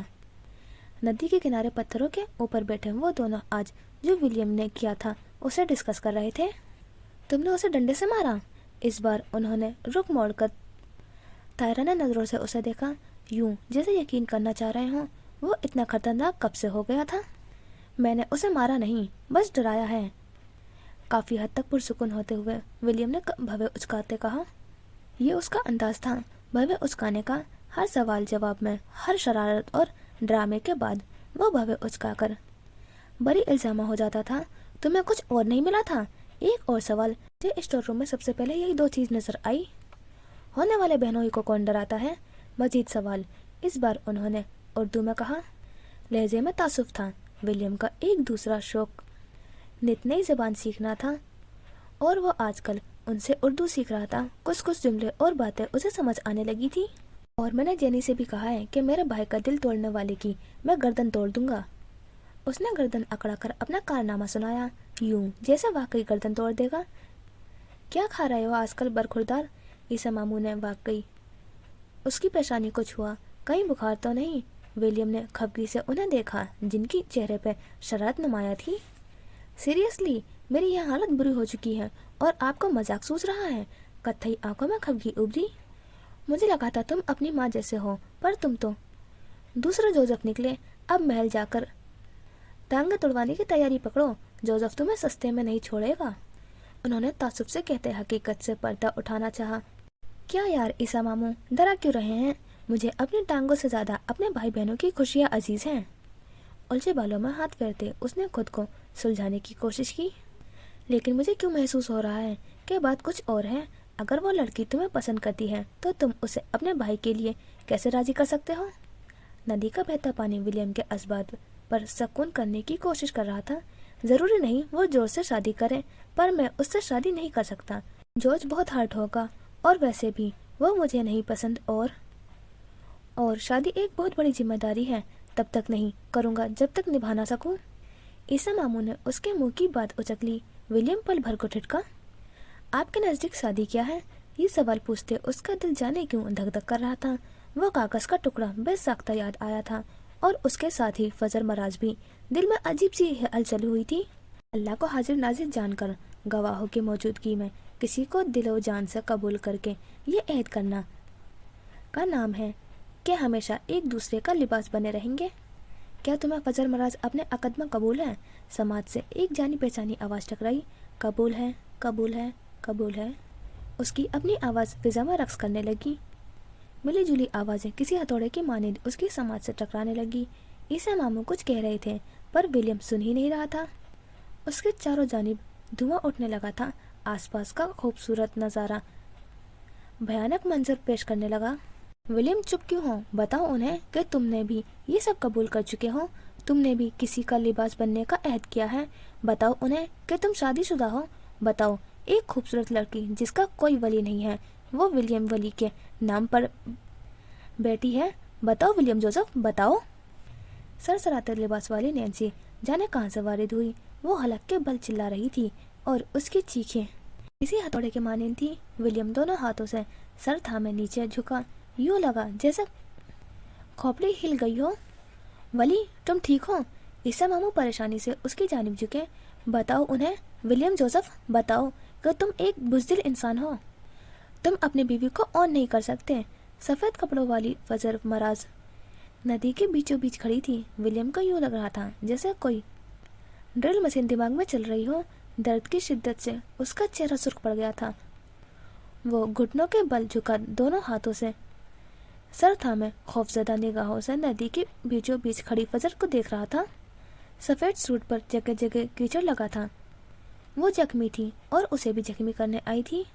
वली, वली तुम ठीक हो? ईसा मामू के तो आसान खता हो गए थे। वो विलियम के करीब बैठे उसे कंधों से पकड़कर होश में लाने की कोशिश कर रहे थे, पर विलियम जोसेफ को गहरे गहरे कोहरे ने घेर लिया था। बताओ विलियम जोसेफ, तुम अपनी पहचान से इनकारी हो। तुम खौफजदा हो क्योंकि तुम बुज़दिल हो। नैन्सी उसके अकब में झुकी उसकी समात में शोर फूंक रही थी। बताओ उन्हें विलियम जोसेफ, बताओ कि तुम शादीशुदा हो। नदी का पानी धीरे धीरे ऊपर उठ रहा था। फजर का वजूद धीरे धीरे पानी में डूबने लगा। वो जितना जहनी तौर पर अपनी पहचान को लेकर परेशान था, उसमें ये बीमारी मजीद बढ़ जाती थी।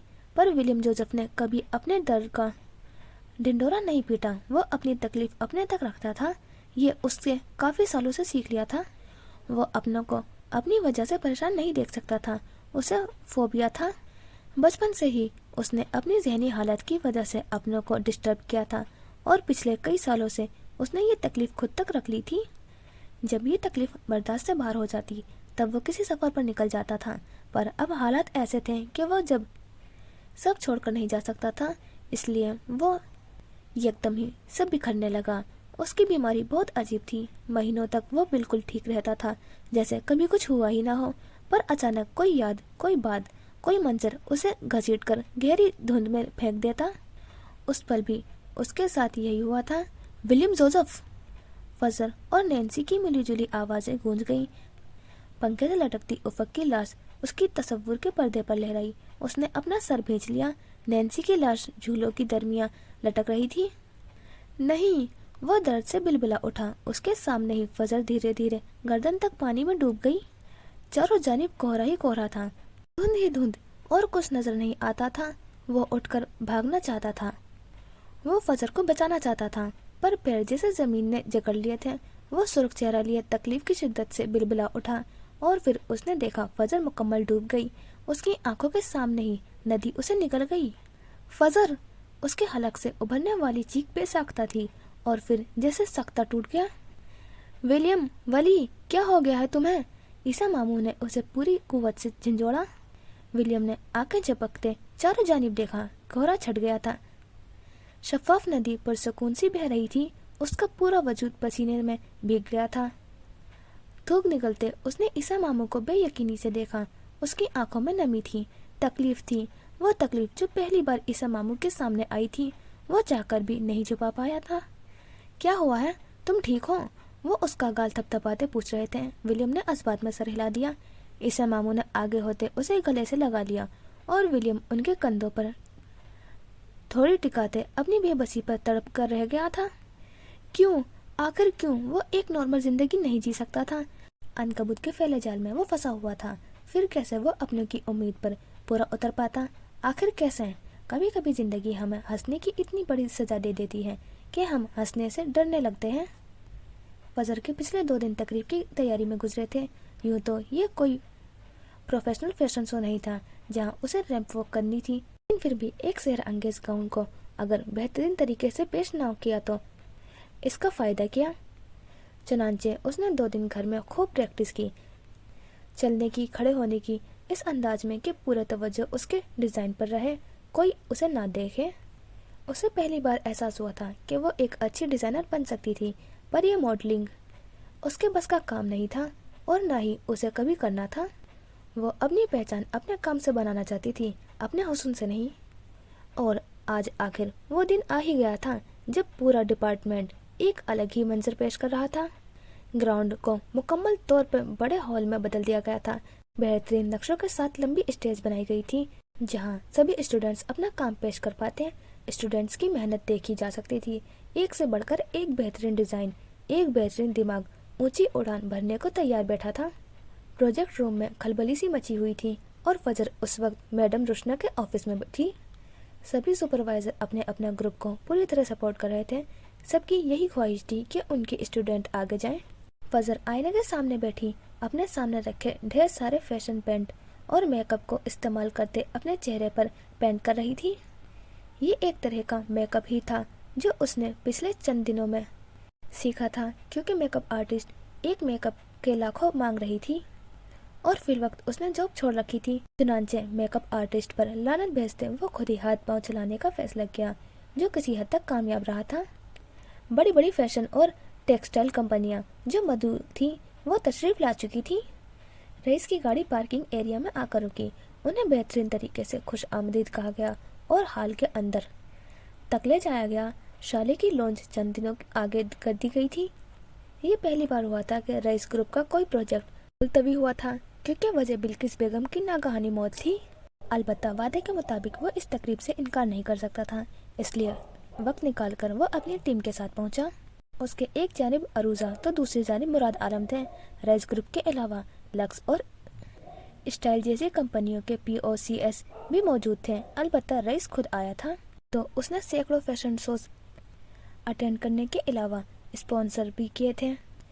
निजी यूनिवर्सिटी का ये छोटा सा इवेंट उसके लिए मायने नहीं रखता था, पर अगर कुछ मायने रखता था तो वो थी मैडम रुशना, रईस की क्लास फेलो, जिनके स्पेशल कहने पर वो आया था। उस वक्त भी मैडम रुशना के साथ बैठा वो जाने किस गुफ्तगू में मगन नजर आ रहा था।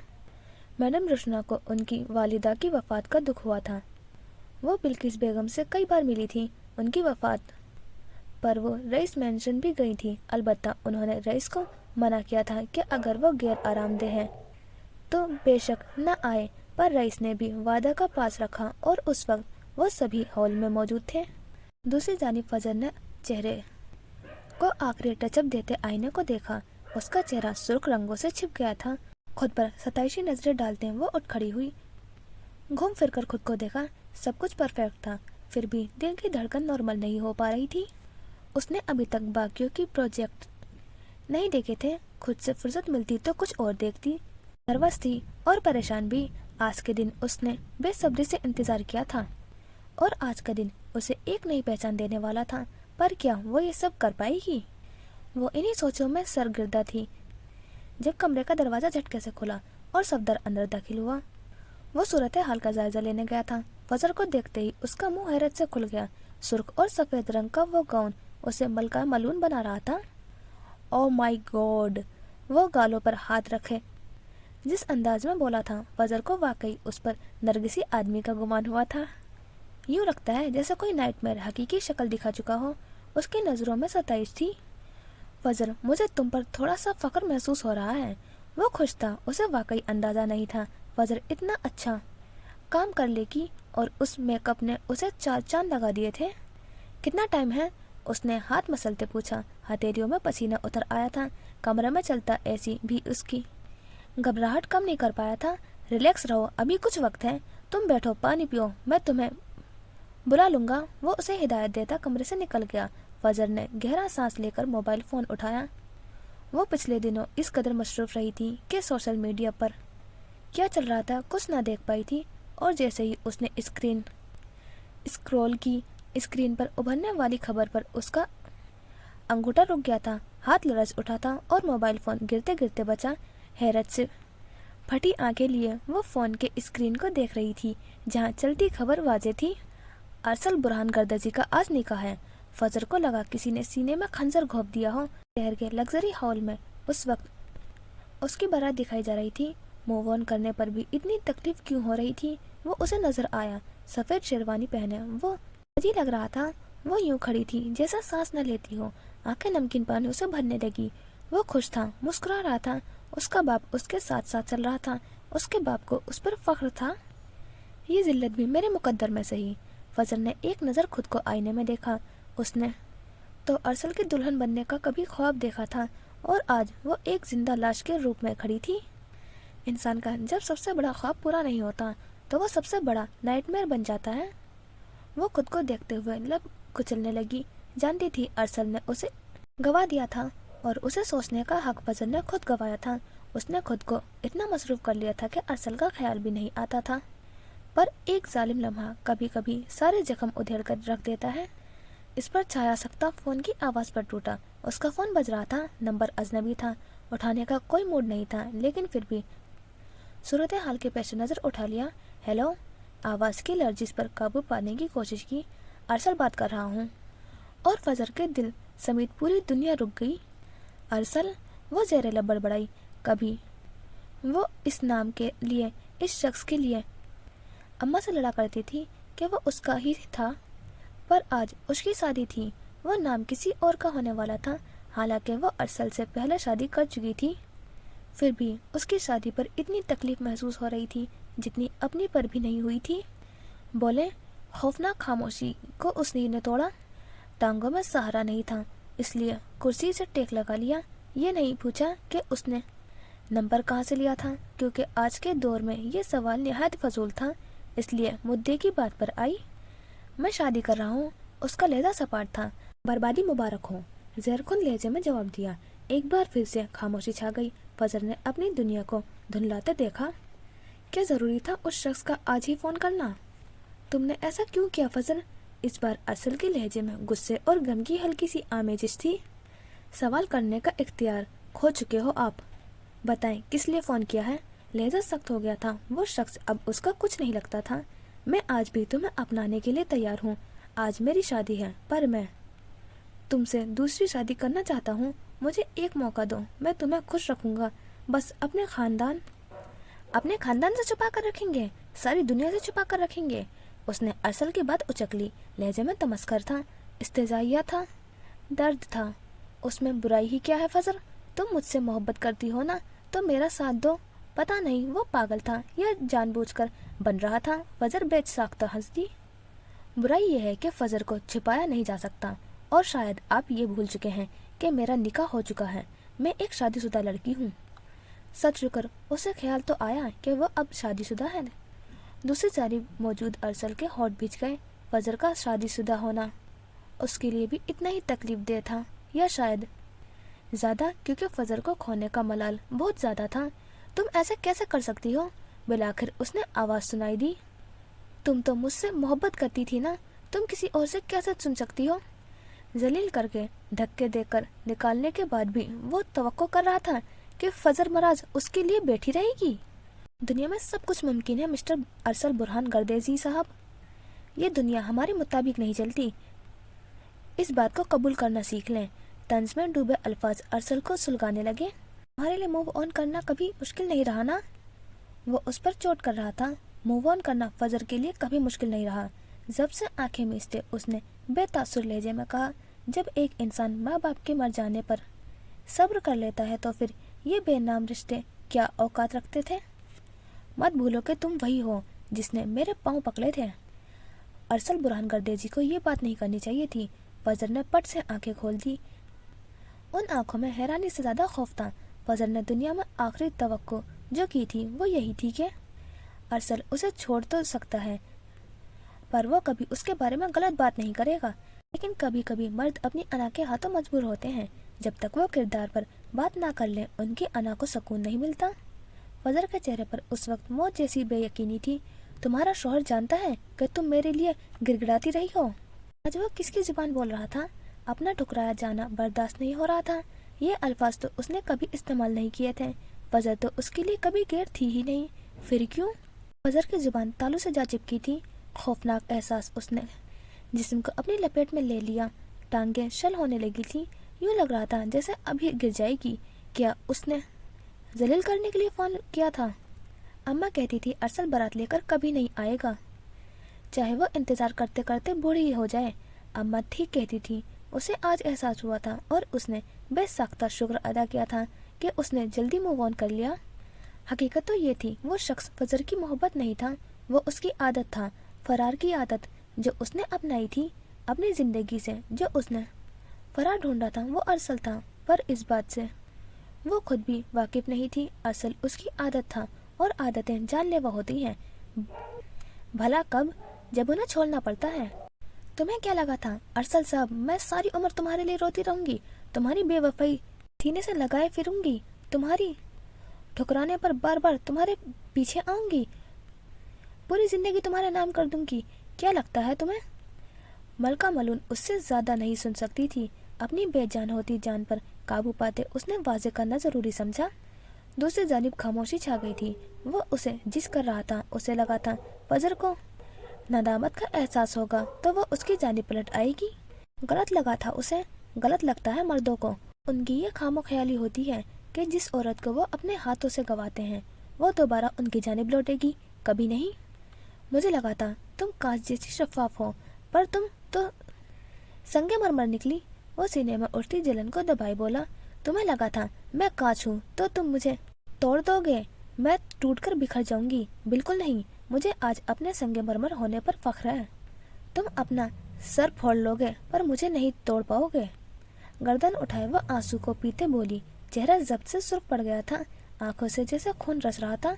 उसकी दाहिनी आंख के करीब सुर्ख रंग से बड़ी सी मकड़ी बनी थी जो उसके आधे चेहरे पर फैली थी, और फिर बाएं जानिब गर्दन पर मकड़ी का जाल बना था जो बड़ी नफासत से बना था, जिसमें एक खूबसूरत तितली फंस चुकी थी।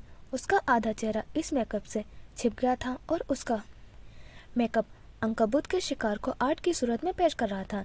यह दरअसल पेंट किया गया था। बाएं जानिब की आंख से सुर्ख सियाल बह रहा था और बाकी चेहरे पर जख्मों की निशान थे और उसकी गर्दन उन्हीं जख्मों से सजी हुई थी।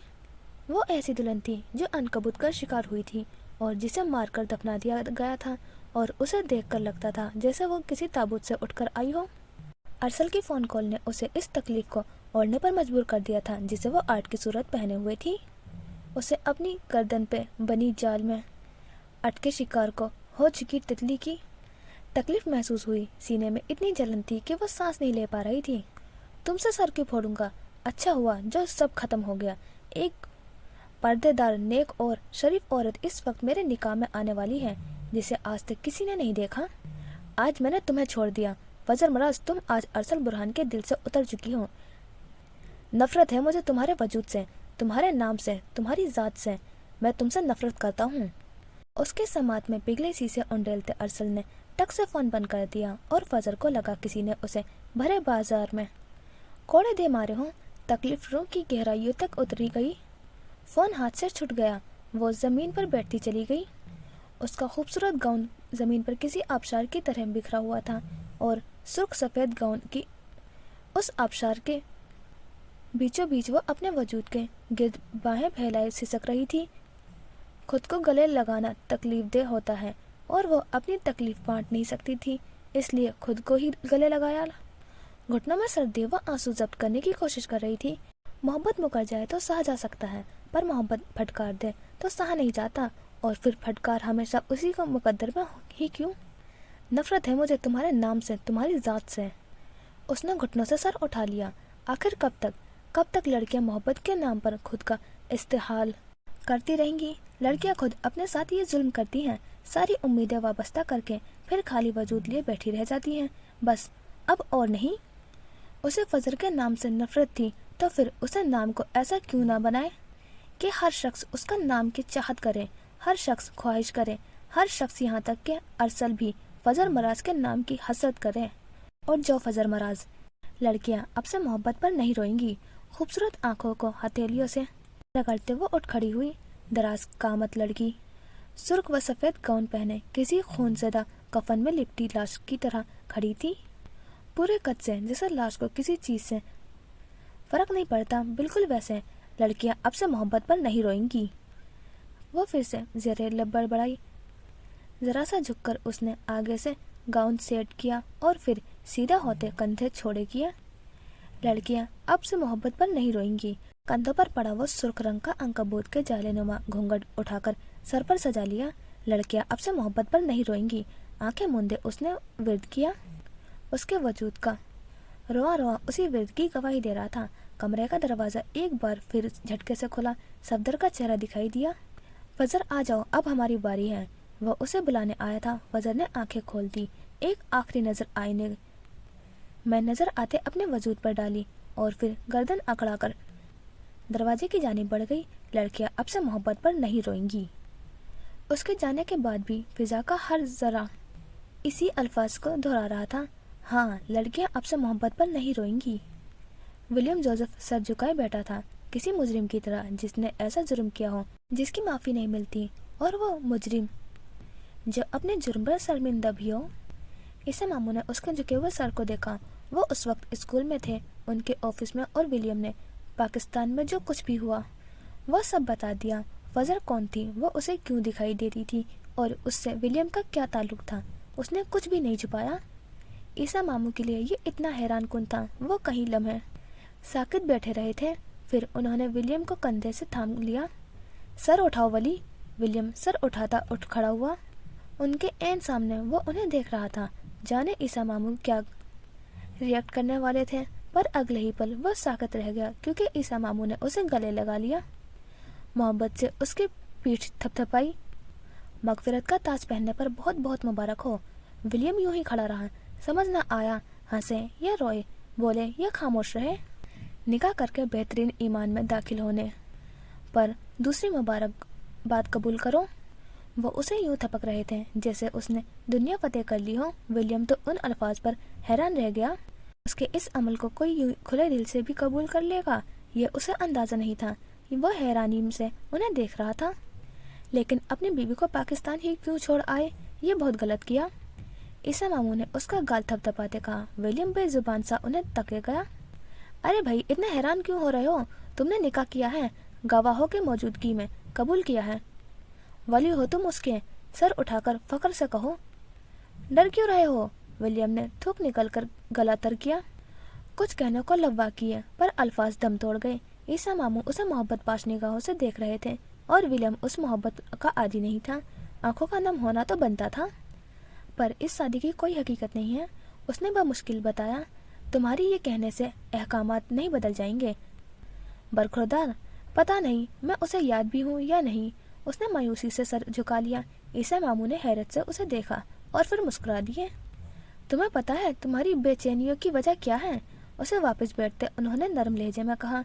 उन्होंने आज महसूस हुआ था कि विलियम मासूम था। वाकई गुस्सा, अपनों के लिए करना, झगड़ना सब ठीक था। जोसेफ से उसकी लड़ाई भी ठीक थी, पर वो फितरतन तो मासूम था क्योंकि उसका दिल साफ था। 24-25 साल जो जवान लड़का जो अपनी पहचान की जंग लड़ रहा था, जिसने होश संभालने से अब तक जिंदगी के सारे जहनी बीमारी से लड़ते गुजार दिए थे, वो किसी को जानबूझकर हर्ट कर ही नहीं सकता था। वो अपनी जिद में कोर्ट मैरिज करके आया था और इसी जिद की वजह से तकलीफ सह रहा था। उनके सवाल पर विलियम ने खाली खाली निगाहों से उन्हें देखा। तुम अपने जिस्म का एक हिस्सा वही छोड़ आए हो। विलियम सांस नहीं ले पाया। क्या वो वाकई ठीक कह रहे थे? मैं समझा नहीं। जाने वो क्या समझना चाह रहा था। वो लड़की जो तुम्हारी मनकूहा है वो तुम्हारा एक हिस्सा है। उसे तुम्हारे लिए बनाया गया है क्योंकि तुम्हें उसकी जरूरत है। आदम के लिए हमेशा से ही हवा को बनाया गया। वो तुम्हारी मोहताज नहीं है, तुम उसके मोहताज हो। वो तुम्हारा सुकून है और अपने सुकून को कोई यूं ही बेआसरा छोड़ आए तो फिर बेचैनियां पैदा नहीं होगी तो क्या होगा? वो उन्हें किन हकीकतों से रोशनास करवाने थे? इस उम्र में लड़के ऐसे सोच कहाँ रखते हैं? पर विलियम समझने की कोशिश कर रहा था। उसे मैं याद भी नहीं होऊंगा। दिल में अजीब सा दर्द था, मीठा दर्द। ये खुशी और तकलीफ बेक वक्त दे रहा था। तुमने उसे अल्लाह और उसके रसूल सल्लल्लाहु अलैहि वसल्लम के बाद कबूल किया है, तुम मत भूलना। ईसा मामू ने उसके फरार की सारी राहें मजदूद कर दी। वो अब भाग नहीं सकता था। उसे आज एहसास हुआ था वो वाकई अपना एक टुकड़ा वहीं कहीं छोड़ आया था। नमाज पढ़ोगे? असर का वक्त था। ईसा मामू ने बड़ी अपनाइयत से पूछा। जी। उसने खौफजदा निगाहों से ईसा मामू को देखा। क्या वाकई वो वक्त आ गया था जब उसे अपनी अलग पहचान जीतनी थी? क्या वो वक्त आ गया था जब उसे जोसेफ पैलेस के मकीन हमेशा के लिए छोड़ देंगे? क्या वो वक्त आ गया था? उसकी आंखों में खौफ के डोरे फैलने लगे। चेहरे पर वहशत सी छा गई थी। गले में कांटे उग आए। ईसा मामू उसकी अंदरूनी कैफियत से वाकिफ थे। वो उसे देखकर मुस्कुरा दिए, फिर उसके कंधे पर हाथ रखते उसकी जानिब झुके। मोहब्बत और मार्फत सबको नहीं मिलती, उनकी आंखें जताती हुई थी। ये ताज जिसके सर पर सज जाता है उसे सजा देता है। अब ये तुम्हारे हाथ में है, तुम इसे पहने रखते हो या फिर उतार कर फेंक देते हो। वो उठ खड़े हुए थे। तुम बैठो, मैं नमाज पढ़ कर आता हूँ। वो उसे साकित छोड़कर कमरे से निकल गए, जबकि विलियम अभी तक समझने की कोशिश कर रहा था कि उसकी जिंदगी में क्या चल रहा है। जो हुआ वो क्यों हुआ था? जो हो रहा है क्या वो सही था? मुसलमान की हैसियत से अपनी पहचान बनाना यानी अपनों को खो देना था, क्योंकि मिस्टर जोसेफ ये कभी बर्दाश्त नहीं करते। वो उसे खुद से काट कर फेंक देते, पर मुसलमान की हैसियत से उसे कभी कबूल नहीं करते। एक तरफ उसकी फैमिली थी, जोसेफ खानदान था, विलियम जोसेफ उसका नाम था। एक शान थी, आसमान की वस्तु जैसी जिंदगी थी जहाँ चारों जानिब चमकते सितारे थे। और दूसरी तरफ मार्फत थी, अल्लाह था, मोहब्बत थी और ये नई जिंदगी ज़मीनी जिंदगी थी। इसे आसमान से ज़मीन पर आना पड़ता। फैसला बहुत मुश्किल था। क्या वो ये कर पाएगा?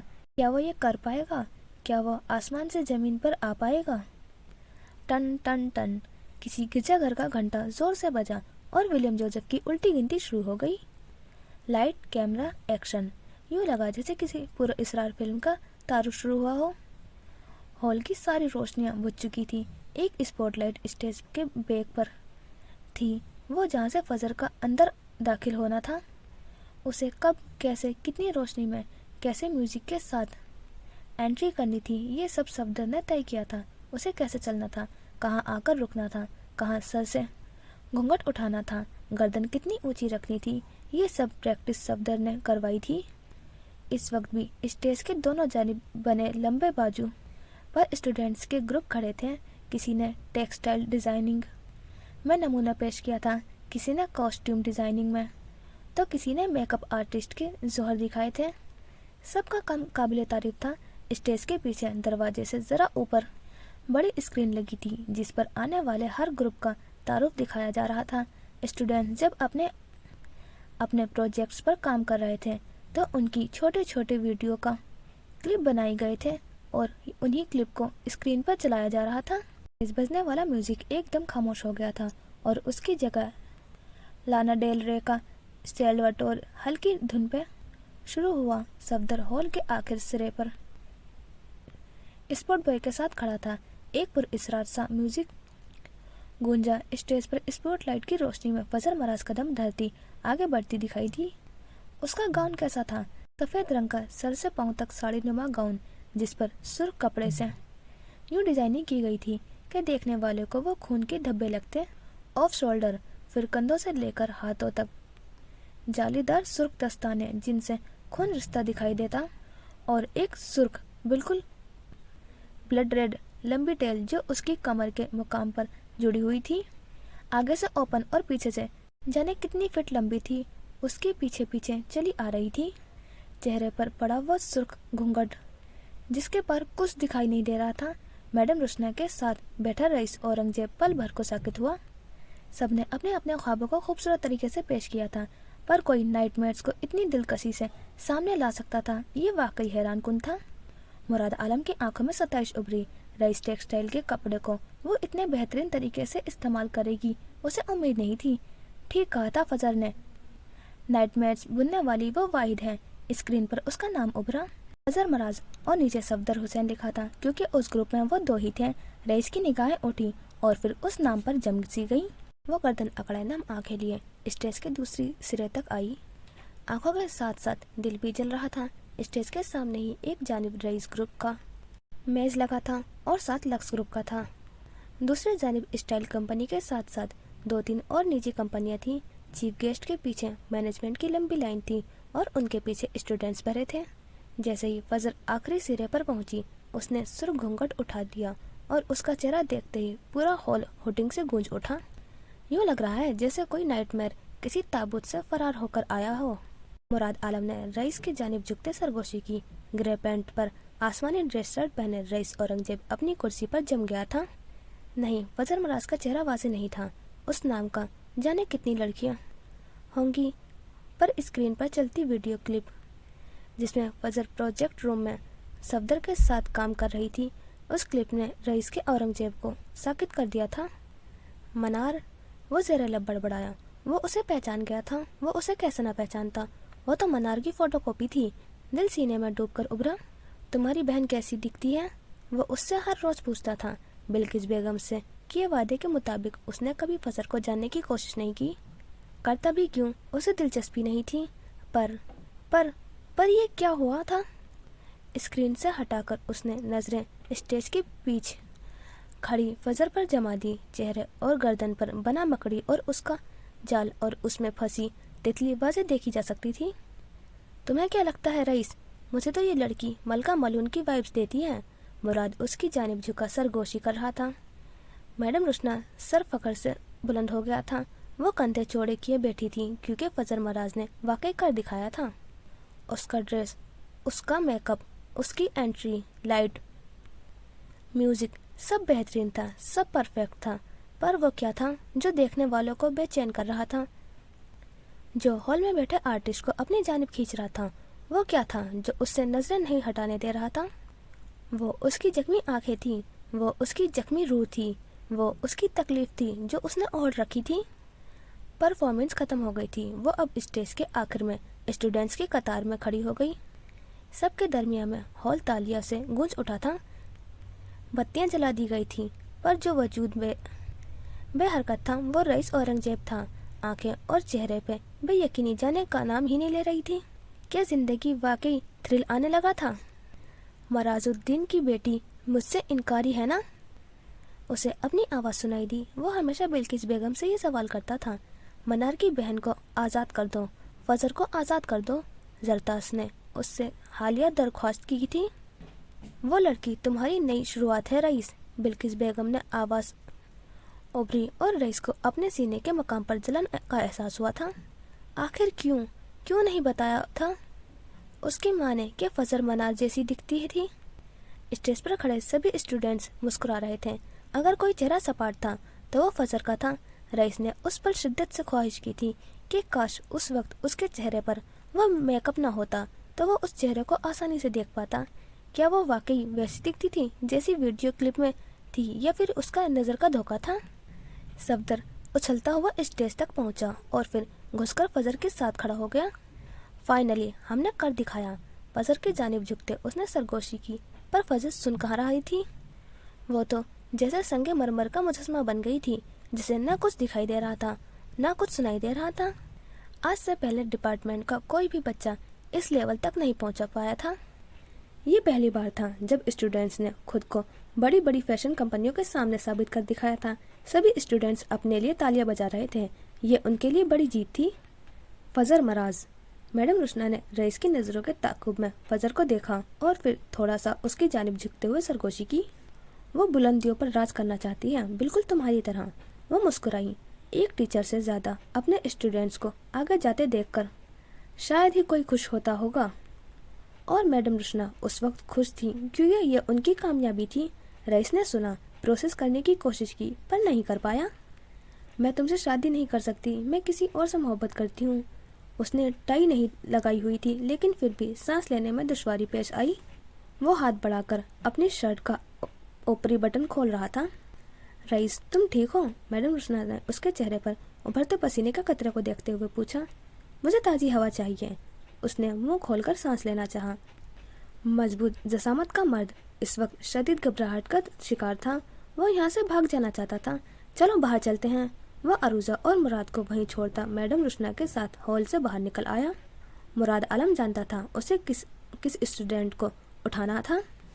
रईस ने बाहर निकलते ही गहरा सांस लिया। यूँ लग रहा था जैसे किसी बुरे ख्वाब ने उसे जकड़ लिया हो।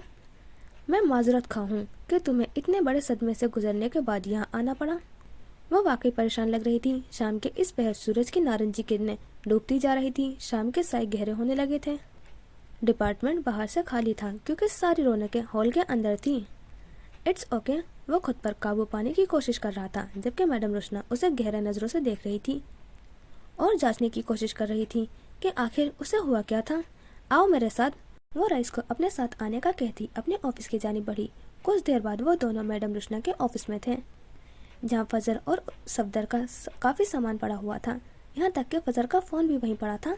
मैडम रुशना ने रईस के लिए जूस मंगवाया और फिर उसकी जानिब मुतवज्जो हुई, जो सोफे पर टांग जमाए बैठा था।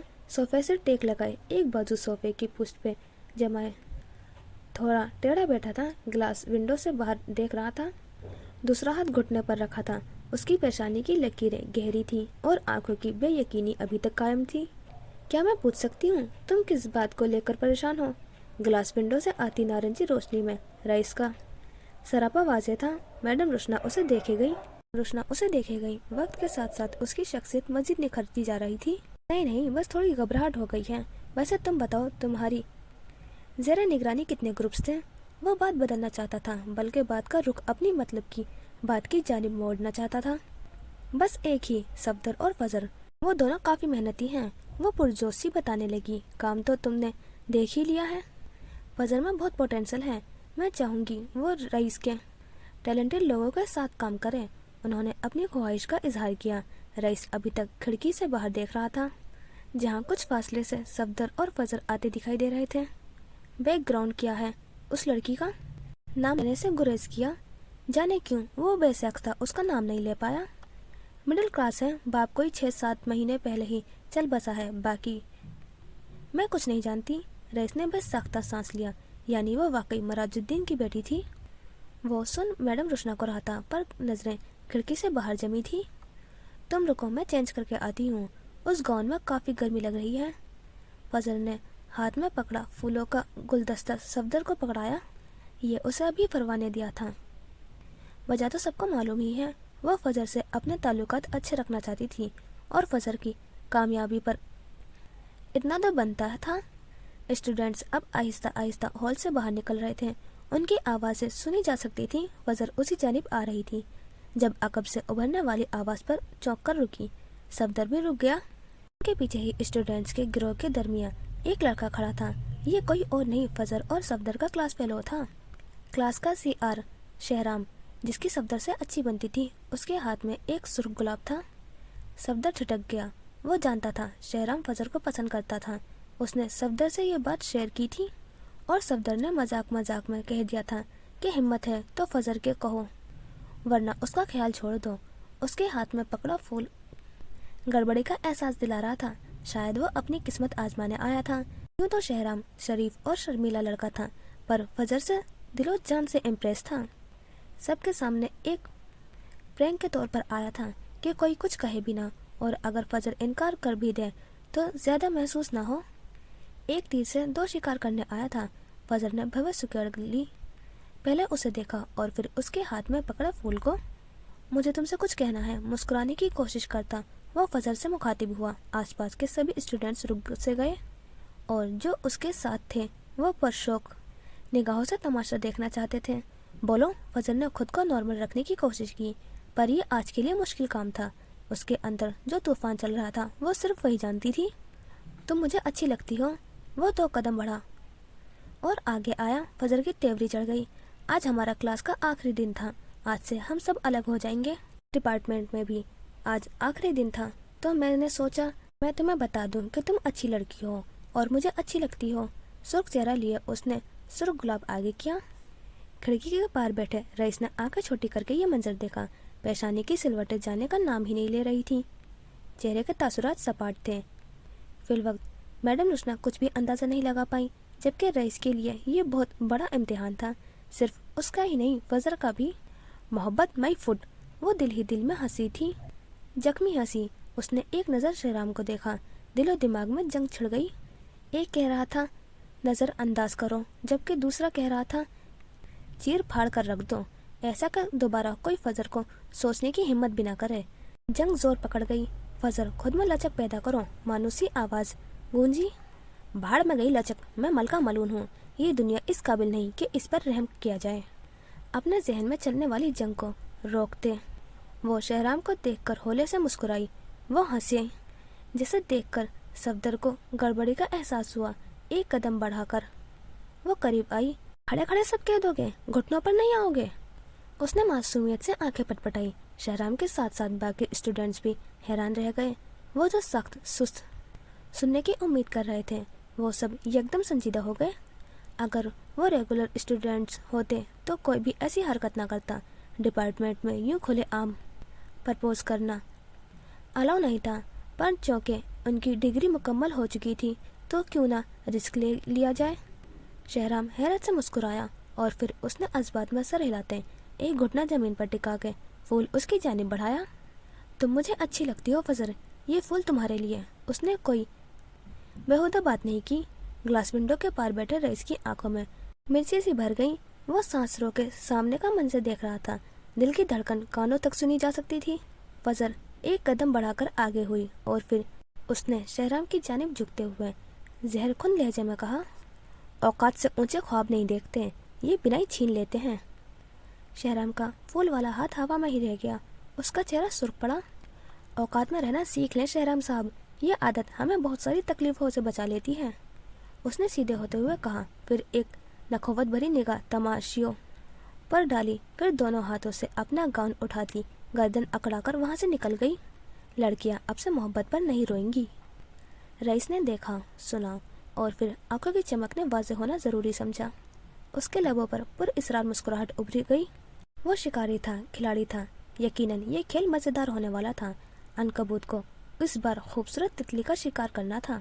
शहराम घुटना उठा नहीं पाया। चेहरा खफत से सुर्ख पड़ गया। उसे स्टूडेंट्स ने घेर लिया। वाह शहराम, तुमने कर दिखाया। वो उसे तंग कर रहे थे। यूनिवर्सिटी में प्रैंक चलती रहती थी, इस बार थोड़ी अलग थी। उसने जबरदस्ती मुस्कुराने की कोशिश की। एक नज़र सफदर को देखा, जिसे अफसोस हुआ था। सफदर उसकी जानिब बढ़ा और उसके कंधों पर हाथ रखने की तसल्ली दी।